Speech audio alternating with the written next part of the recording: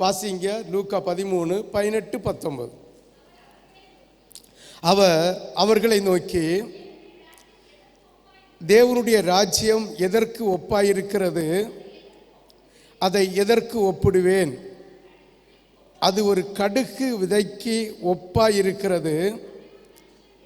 அதை ஒரு மனுஷன் எடுத்து தன் தோட்டத்திலே போட்டான். அது வளர்ந்து பெரிய மரமாயிற்று.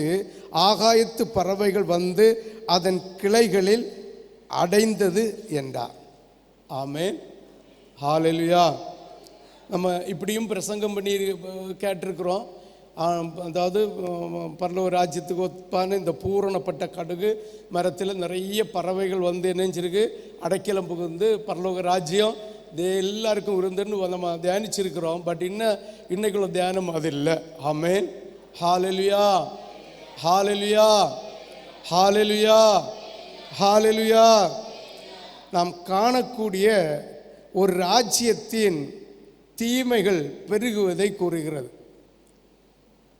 இந்த இந்த இந்த தேவனுடைய ராஜ்யத்துக்கு ஒப்பிட்டு பேசப்பட்டுகிற கடுவு, அது ஒரு நிலத்தில் போட்டு அது வளர்ந்து பெரிய செடி, மரத்துக்கு ஒப்பான பெரிய செடியாகி அதில் வந்து பறவைகள் வந்து இறந்ததை, அந்த பரலோக ராஜ்யத்துக்கு மகிமையான அந்த கடுகு செடியில் நிறைய தீமைகள் நிறைந்தது என்று வேதம் நமக்கு இதை சொல்லி தருகிறது.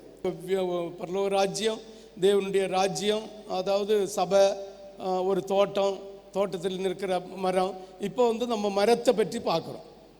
மரத்துக்கு விதையை, அந்த கடுகு விதையை நிலத்தில் போட்டு அது வளர்ந்து அதாவது தேவனுடைய ராஜ்யம் வளர்ந்து பெரிய மரத்துக்கு ஒப்பாகும் போது நிறைய பறவைகள் வந்து இருக்குமா. ஆமென், ஆமென்.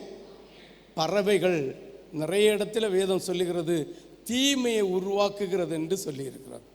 பறவைகளுக்கு இன்னொரு பேர் என்ன? தீமையை உருவாக்குறது. அதில் நல்ல பறவையும் வந்திருக்கும், தீமையான பறவையும் வந்திருக்கும். அவங்க நாம் காணக்கூடிய ஒரு ராஜ்யத்தின் தீமைகள் பெருகுவதை குறிக்கிறது. ஒரு கடுகு விதை சின்னதாக விழுந்து அது வளர்ந்து பெரிய செடி, பெரிய மரமாகி அதிலே பறவைகள் வந்து இருக்கக்கூடிய விதத்தில் பெருக ஆகிறது போல தேவனுடைய ராஜ்யமும் ஃபஸ்ட்டில் சின்னதாக தான் தொடங்கப்படும். இயேசு கிறிஸ்துவை பாருங்கள், 3 வருஷம் ஊழியம் செய்து அவர் உயிர் தெழுந்து 50ஆவது நாள் இல்லையா? ஆமாம், 50. அதுதான் என்ன சொல்லியிருக்கு, அறுவடையின் நாள். கர்த்தர் 3 வருஷம் ஊழியம் செய்து வேலை செய்து அதனுடைய அறுவடை தான். இப்போ நம்ம ஒரு தோட்டத்தில் ஒரு பொருளை விதைக்கிறோம்.